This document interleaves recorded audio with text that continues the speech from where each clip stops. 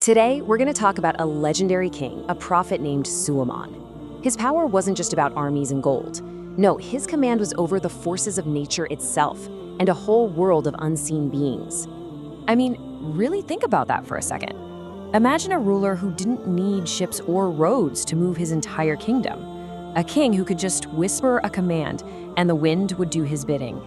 But what if that wasn't even the half of it? What if he could actually understand the language of every single creature, from the birds circling high above to the tiniest little insects crawling on the ground?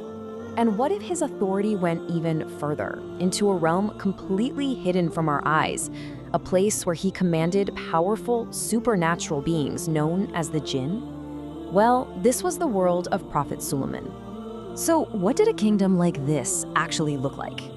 Well, the abilities Suleman was given operated on a scale that honestly is kind of hard to wrap your head around. For starters, his army was unlike anything the world had ever seen. We're not just talking about soldiers. It was this perfectly disciplined force made up of three completely different groups. Human soldiers, yes, but also the powerful Jinn, and entire legions of birds flying in perfect formation. Each one had a job to do. And how did he move this huge, diverse army? He commanded the wind. It was like a gigantic flying carpet, lifting his entire camp across deserts and over mountains. A journey that would take anyone else months to complete, they could do it between sunrise and sunset. And then there were the Jinn. These powerful, unseen beings worked for him constantly, totally in awe of his divinely given authority. They were his master architects, building incredible palaces, and his deep-sea divers, pulling up treasures from the bottom of the ocean.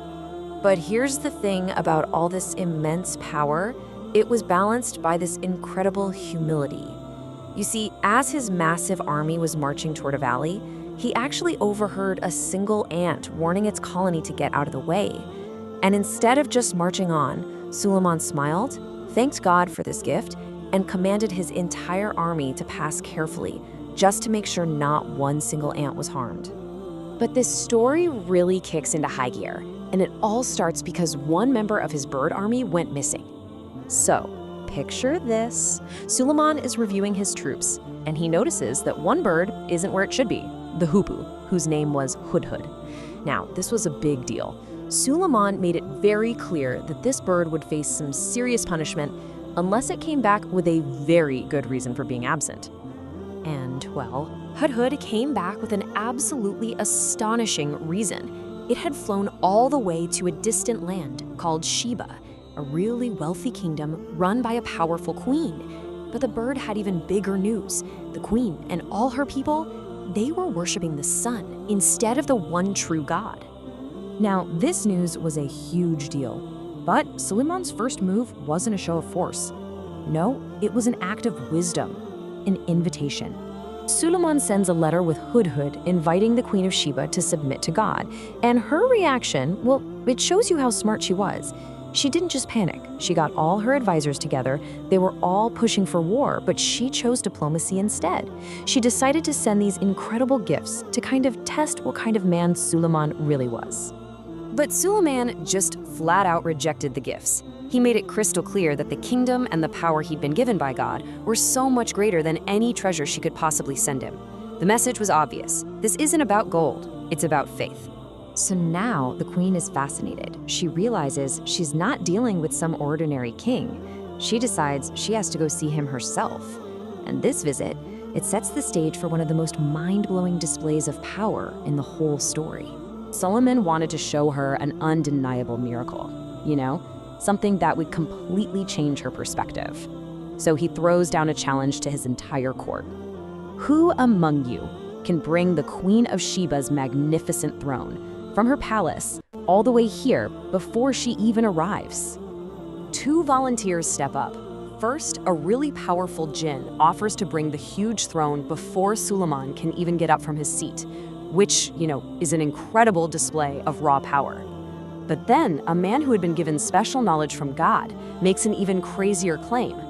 I can bring it here in the blink of an eye. And just like that, it happened. Before anyone could even blink, the queen's actual throne just materialized right there in Suleman's court. This wasn't just raw power anymore. This was a straight-up miracle, a display of knowledge that was even faster than the Jinn's supernatural strength. So when the queen gets there and sees her own throne, she's just stunned. But the final proof, the thing that really sealed the deal, came when she was invited into a palace. The floor was made of glass, so perfectly polished, so clear, that she actually thought it was a pool of water. And in that moment, she realized the limits of what she thought was real, and she submitted to the truth. Suleman ruled with incredible justice and humility for many, many years. But the story of his death holds one last really deep lesson about what power, knowledge, and the unseen really are.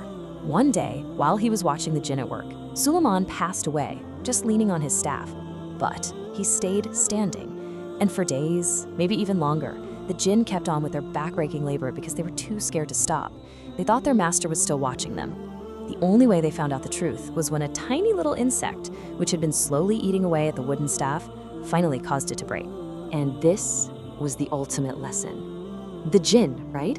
These mighty beings who could build palaces and dive to the bottom of the ocean, they were fooled by a tiny insect. In that moment, they learned something incredibly humbling. For all their power, they knew absolutely nothing about the unseen. Only God knows what is truly hidden. The story of Suleman is just incredible. It's full of power, but it's all grounded in this deep humility. It really leaves us with a question, doesn't it?